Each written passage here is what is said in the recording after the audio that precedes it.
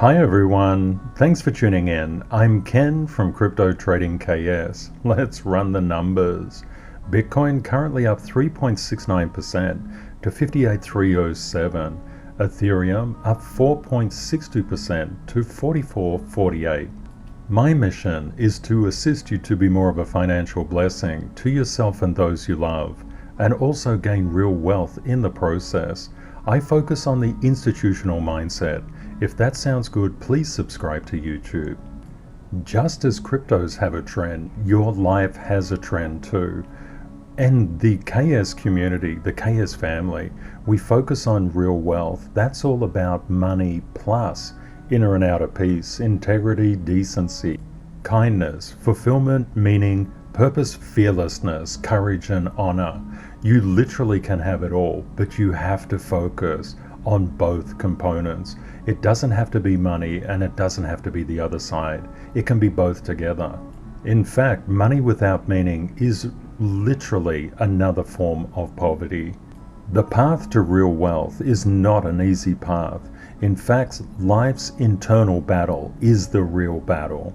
It can be a real battle to try to find inner and outer peace in a world so full of conflict, to focus on integrity when a lack of integrity is just normal, to be kind when others are not kind, to be fearless in a world full of fear.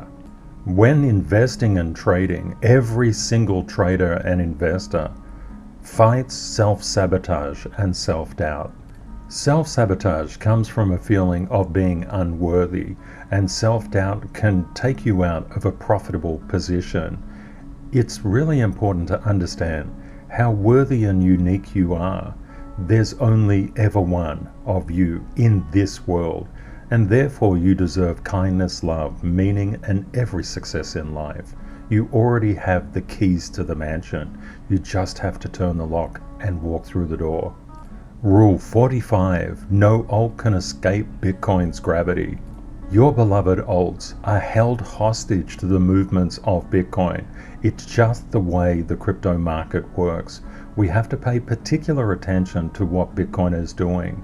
Today we had some interesting news. In Singapore, a spot Bitcoin fund has been approved by the MAS, the Monetary Authority of Singapore.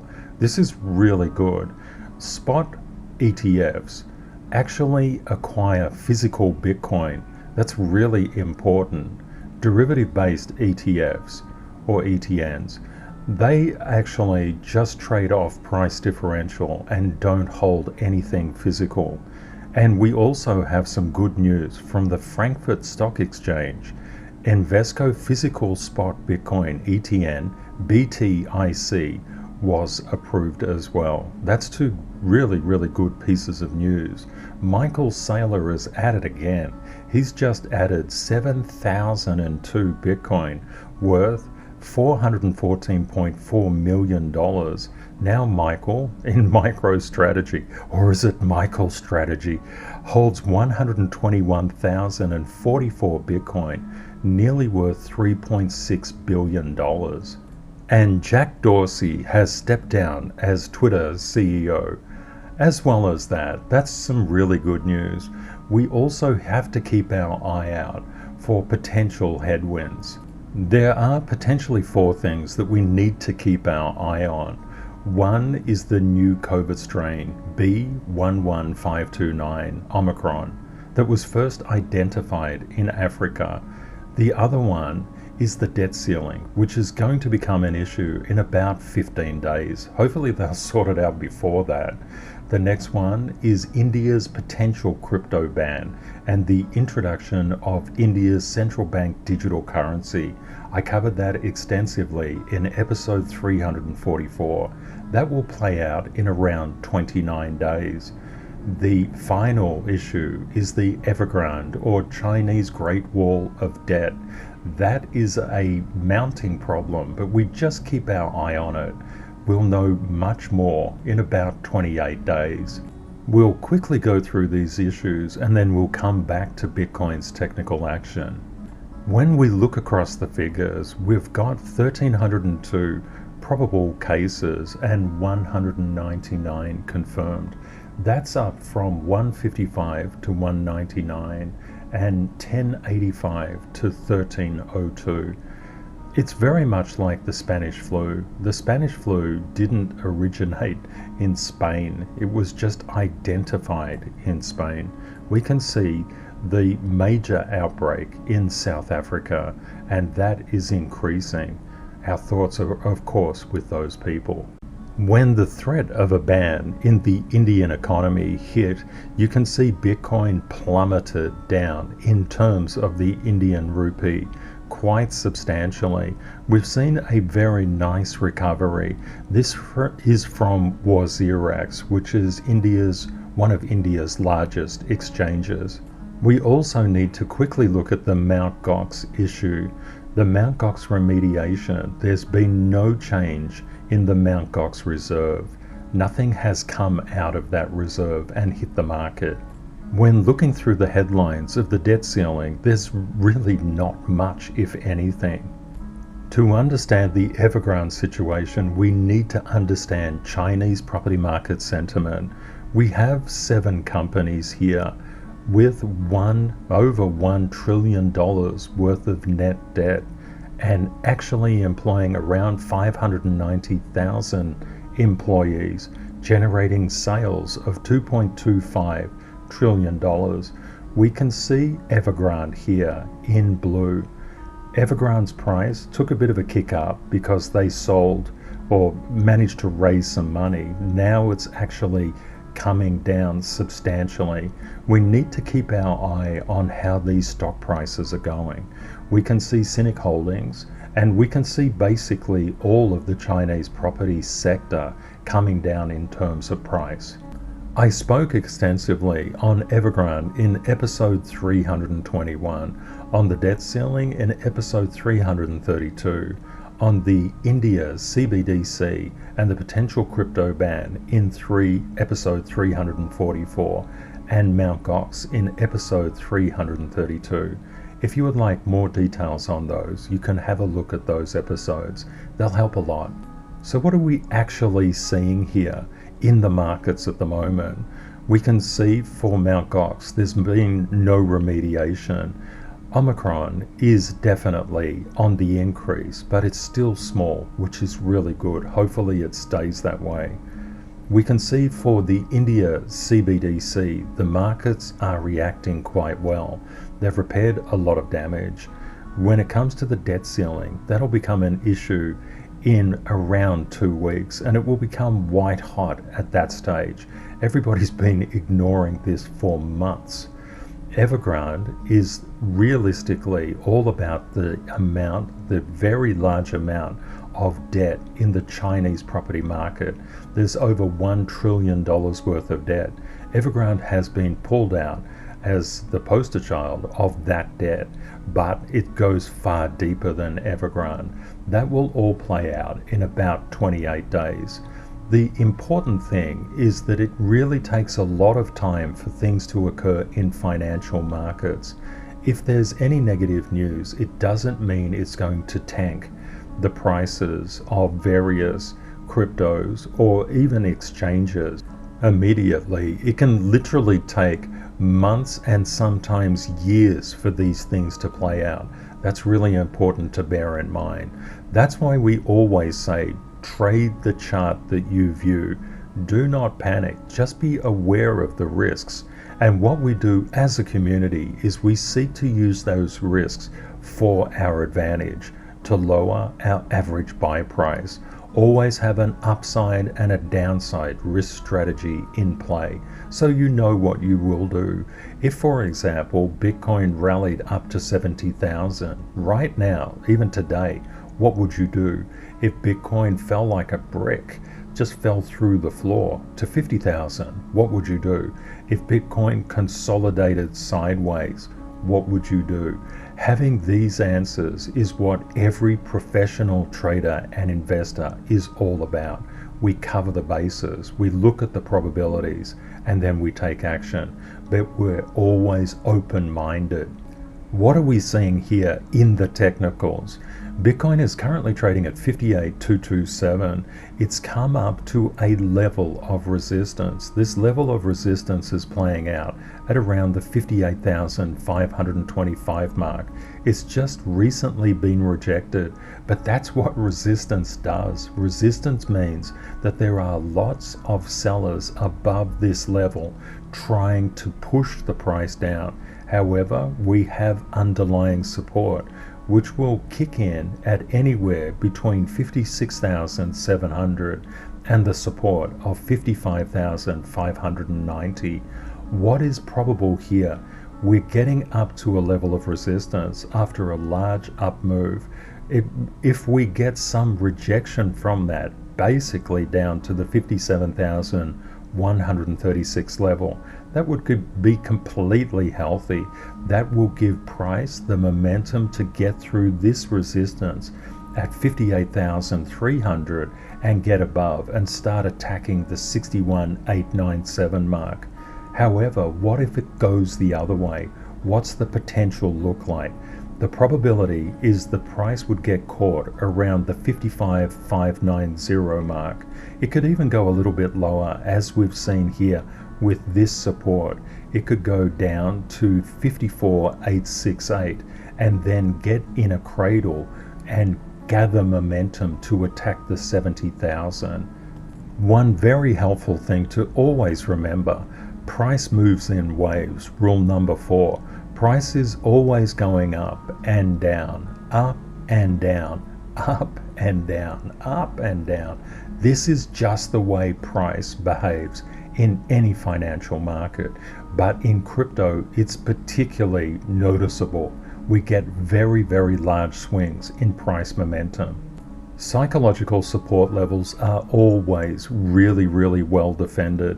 There will be a lot of sellers at the $70,000 level and a tremendous number of buyers at the $50,000 level. Just keep these things in mind. They're very helpful to understand. Looking at the crypto fear and greed index, we can see a lot of fear entering the market. This is really good. This cools the market down, allows the market to consolidate and resume up. When we have very high levels of optimism or greed in the market, we naturally see these cooling offs and heating ups happening all the time. When the market cools down, that is the single best time to dollar cost average in. Absolutely. When the market is up like this, that can be a very good time to take profit if you're a trader. And if you're an investor, to dollar cost average in when the fear is really rampant. The redder, the better. Rule 193 is really important. Check stock markets. There's always an interplay between stocks and bonds and crypto. Crypto is highly speculative. Stocks, speculative but less so. And the bond market is like watching grass grow. That's where money goes to hibernate, basically. And what we see is when the risk is high in the stock market, there is a flow into the bond market. This raises bond prices and lowers bond yields. When the bonds come back into the stock market, that's because the money is chasing the best return. And when money flows into crypto, that crypto is a highly speculative asset class. It's really important to understand the interplay. Now, these figures are not the current figures, of course.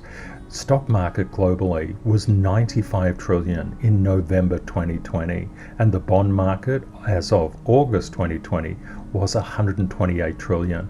There's been a lot of money printing since then. I just simply put this up to explain the variances between the three. We need to look at them. And speaking of returns, if we look at the Bitcoin returns over time, they're pretty substantial. Of course, a lot of people are now interested in crypto for that exact reason. The returns in crypto are just spectacular compared to the returns from stocks. And that's why we see so many funds getting into Bitcoin. Bitcoin is really defensible. It is the crypto that passes the Rip Van Winkle test. Basically, you can put money into Bitcoin, wake up 100 years later, and that money will still be there. With other cryptos, it's a debate as to how long they can survive. And we've seen this throughout the entire crypto history. Some really promising cryptos that were very high ranking have now moved into obscurity and been replaced by superior technologies. We always expect that that will continue to occur. The S&P 500, the proxy for stocks, is up 28% for the past year. Gold, look at gold going. Well done, gold. It's turned positive. Fantastic. Better than that negative 12% it used to be. It's currently up 0.16%. Well done. And Bitcoin is up 225% for the year. Let's check the stock markets, just exactly what we did for Evergrande. We always want to go independent of the news. Unfortunately, the news, there are some good news reporters out there, but the nature of the media is always sensationalism. Sensationalistic headlines, they really sell, but boring headlines, they don't sell at all. Volatility, the VIX, is a measure of the fear inside the stock market. We saw a recent spike, and the spike is now coming down. That is really good news. We don't want too much fear in the stock market, but some fear is always important.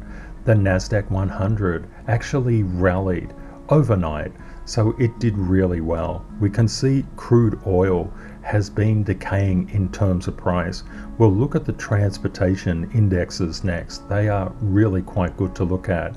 You can also notice Bitcoin's fingerprint here in the background, this sort of orange goldy line. As well, bond prices. We can see bond prices are making their way up through resistance. This is a very tight resistance line. You could say the bond prices are still under resistance, but this line is drawn not on the 4-hour, but on a much higher time frame. So you get this wobble around, just explaining that. We can also see the 10-year yield. It actually got above resistance and then was rejected, but it's got a lot of support below it. Gold has been rejected from its resistance level and is now finding support. Go gold, you can do it. The US dollar currency index has been bolting recently, and we just saw a very significant reduction in the DXY. And that's what we would always expect. Sharp angles tend to reverse, so if we get a very large move up, we expect a corrective wave, just a part of normal price action. You can see it with gold here.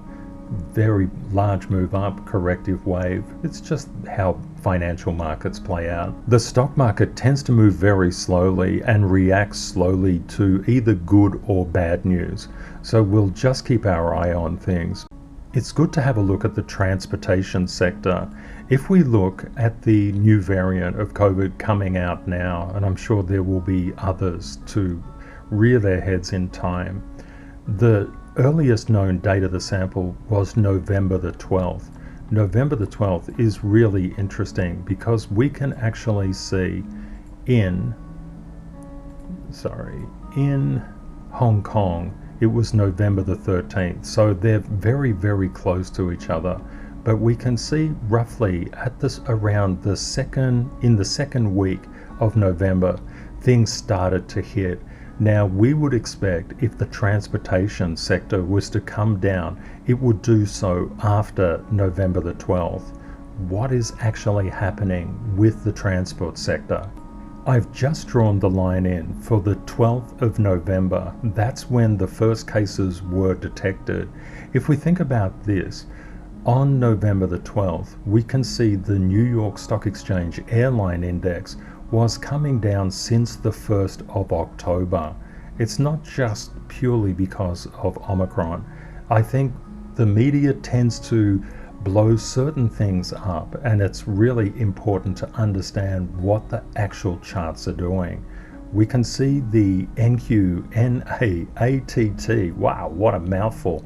The Nasdaq North American transportation index has been following the XAL as well. We can see Bitcoin here in yellow. We can see in red, this is the NASDAQ 100. It just gives you a feeling as to how the transportation indexes and NASDAQ are moving together. Why the NASDAQ? Why not the S&P 500? We are a crypto community, so the NASDAQ is the technology index, and that's what we track. We can see the Dow Jones Transportation Average, the DTX, was really rocketing up. Look at that. Just rocketed up and has done a normal corrective wave down. This is why I say you really have to be careful of mainstream media. There are good reporters out there, and they typically work for independent news sources, or they have their own YouTube channels or such like. But when you get into the mainstream media, they have to pull the line. It has to be sensationalistic.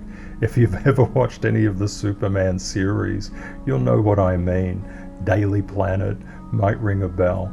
We can see the NASDAQ 100 actually ticking up, the Dow Jones Transportation Index, the DTX, ticking up, NASDAQ Transportation, the TRAN Index, ticking up, and the iShares US Transportation ETF, the IYT, just kind of ticking up a little. When I run the numbers on this, what I see is nothing out of the ordinary. The XAL was just reducing from the 1st of October. The sell-off wasn't concerned with the new variant. It was just doing that anyway. It was going down that particular momentum. And that's not to say that the airlines are not affected. Of course they are affected, absolutely. But there was downward momentum here. And if you look at the XAL, it was downward momentum, found an area of consolidation, broke the support and resumed downwards. That's just classic technical action. So coming back to our analysis, what are we seeing? Everything is just kind of bubbling along, but you have the numbers, you've run the numbers, you know what's happening. You know the positive news, you know the negative news. You're not panicking, you're just viewing, trading, investing in the chart that you see. If you're investing, you want to buy the pullbacks because that gives you a better percentage return. It's not about being greedy at all. It's about dollar cost averaging in at very intelligent levels and not being subject to fear of missing out. It's all about this little guy making advanced probabilistic choices. If your beloved alts start to take off, what will you do? Apart from being really happy, of course, if the alts or the crypto market goes down and goes down hard, what will you do? Having an in advance choice is really important. It will help you sleep well at night, and that's really important in crypto.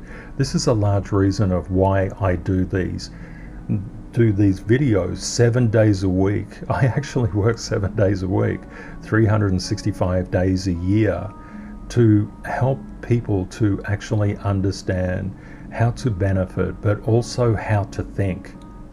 The journey to the top is not an easy one. You have to be prepared for 20, 30, 40%, even 50% reductions in price. If we look back to the 2016 bull run, we saw that 20, 30, 40% retracements were very, very normal, as were 90%, 40%, 40%, 60%, 20%, 50%, 253% increases. Just bear this in mind. The crypto market is incredibly volatile. Because it's so volatile, it's like being engaged in psychological warfare, and you're on both sides of the battle. That's why I do the Real Wealth series. If you would like to have a look at episode 349, that's 10 steps to master fear. That could be quite useful. Your fear is typically the thing that will cost you more than anything. I'd like to say thank you to all the very kind and generous people who've reached out and shown me their appreciation on buymeacoffee.com/cryptotradingks. And especially to Badger, a long-time community member. Thank you so much, my friend. That's so generous of you. Thanks, Ken. Your lessons are truly life-changing. You're the best teacher. I'm so glad to be on this crypto journey with you. Likewise, Badger. Thank you so much. I'd like to also thank the anonymous person that did that. Thank you so much. Very, very nice of you. Last night at about 1 a.m. in the morning, I posted out another coffee club video. I'll just log in and show you. Here we are. I just go across to the post tab. And this is the particular 5th coffee club video that I just popped out. Rule 40, be, ask, and create the best. For the people interested in the masterclass, I also put some information in that particular video as to what the differences are between the different levels and which one I would recommend. I put that out because this 60% off offer expires in about a day. You can see I already have the premium version and I'm paid up for the next 3 years. I don't have an association or affiliation with Tradingview and I wouldn't need it anyway. I'm paid up for 3 years, but I would suggest the premium version if you can afford it, and if you're seeking to get the best out of Tradingview that it has to offer, that video will give you quite a bit of insight into that. I put this out across all social media because I want people to pay money. Why pay over $700 when you can pay under $300? And the premium is really, really good for the masterclass. The masterclass is not like a Udemy class. It represents the distilling of over 3 decades of experience and millions of dollars worth of trading and losses in the markets, all the hard lessons that I've had to learn, and sharing them with you at a cost next to nothing, but it is a cost that will require commitment, because you absolutely require commitment to do trading. I will always do the free classes like I do here every day, 7 days a week, 365 days a year, unless I'm unwell, of course. And that's unfortunately happened a couple of times over the past 6 months, but I will not stop this free to air content. And the other thing with the masterclass is it was in response to an overwhelming number of people saying, Ken, we really want deep dives, and deep dives require knowledge to be actually done in a very, very specific way. You can't come in halfway and apply things. I have to know that you know the foundations. If you don't know the foundations, you could basically just roll off a cliff. That is not the best thing to do.